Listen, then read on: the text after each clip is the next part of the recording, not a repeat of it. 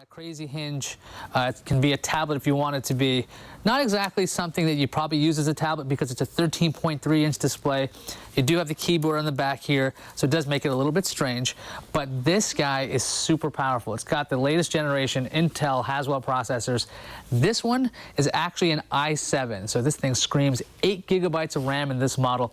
The Lenovo Yoga 2 Pro starts at around $929. This model is about $1,300. It also comes in an orange clementine color if you want. This is the silver. If you go around this device, the whole device is covered in this like kind of rubberized soft touch kind of material. Makes it easy to hold, kind of resists fingerprints. The other thing is when you are using the Yoga in its many modes, it protects the screen a bit. Now when it comes to the screen, it is absolutely incredibly gorgeous. 3200 by 1800 resolution. It's just fantastic when it comes to Windows 8. It starts at $929, and this crazy screen, the 3200 by 1800, is on all of the devices. It's not like when you get the lower end version, you get a 1366 by 768. You're getting this crazy display, even with the lowest end model. That's why it's Pro, I guess. Windows 8 is really text heavy, so a high-res screen makes text really easy to read on something like this. It is just a phenomenal looking screen. However, software hasn't caught up exactly to this device. A screen like this, let me go into Chrome to show you what that's like. Now, this is Chrome running on this device. I haven't done anything weird to this. If I hit Control-0, this is how it displays because this is actually filling in the resolution. Again, this is 3200 by 1800, so Chrome has a ways to go when it comes to displays like this. So it might be strange at first. You can just, hit Control plus until it looks normal, but you can see I've zoomed in 250% because that's just wacky. Thankfully, Microsoft's own Internet Explorer doesn't act like this when it comes to this Windows 8 device. On top of that, Lenovo added some software. They called it Yoga Picks. So if you wanted to find applications specific for the different usages here, as a laptop in the show mode, this is the other yoga mode, but they call it stand mode. That would be when you want to watch TV, when you watch it like that. And there's also the tent mode. If I click that, it'll actually give me a set of different applications for when it's like this, in tent mode. So we're in tent mode, so I can go ahead and come right into this and go into Windows. If I go into the start screen, oh right, because I have it in tent mode. The keyboard is turned off, by the way. That's something people are concerned about. If you got this, if you're holding it as a tablet like this, you're like, oh, I'm going to touch the keyboard. It's going to mess with this. The keyboard is off once you have it set this way. So I can keep tapping here and it doesn't work. That's a good thing. You want that rejection. It is a little strange because you're touching buttons there, but that's just a quibble. For ports, we've got a USB here. We've got a headphone jack combination with mic jack.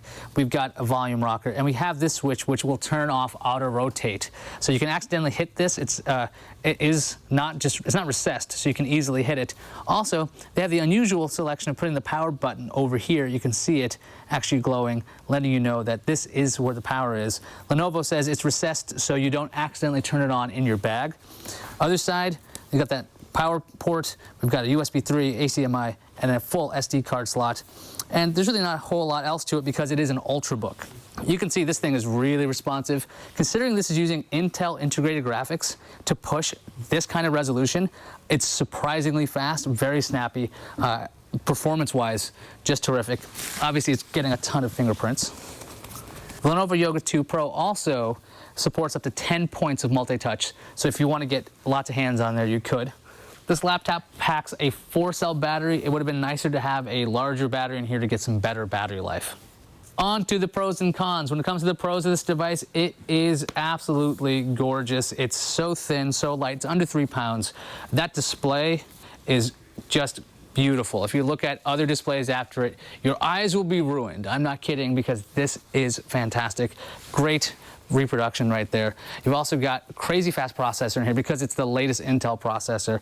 This model, again, with the i7, just screams 8 gigabytes of RAM. Really great. It's light, but it's sturdy. It's very sturdy feeling. You never feel like you're going to bust it. Keyboard's very good. It's a Lenovo, so it's quite good there. Trackpad supports all the things you want it to. You'll see this, the charms come up, no problem. The gestures that Microsoft wants you to be able to use on the touchpad work quite well as this touchscreen. Very responsive touchscreen. On the cons, These are small quibbles here. It is slightly awkward as a tablet because you do have these keys. I don't know how often you'd use it as a tablet though, because it is such a large device. But I do know Lenovo did come up with a better version of this for the ThinkPads. I would have liked the tray to come up so it fell flat. And another little quibble, the power button is in a kind of a weird spot. Just get used to that over time. And this is a super minor quibble. This little shift key on the right side, I would prefer that to be a full size. So if this is how I'm reaching for cons, you're going to hear something you don't hear from me very often. The Lenovo Yoga 2 Pro. You can find out more about this fantastic offer by clicking the link in the description.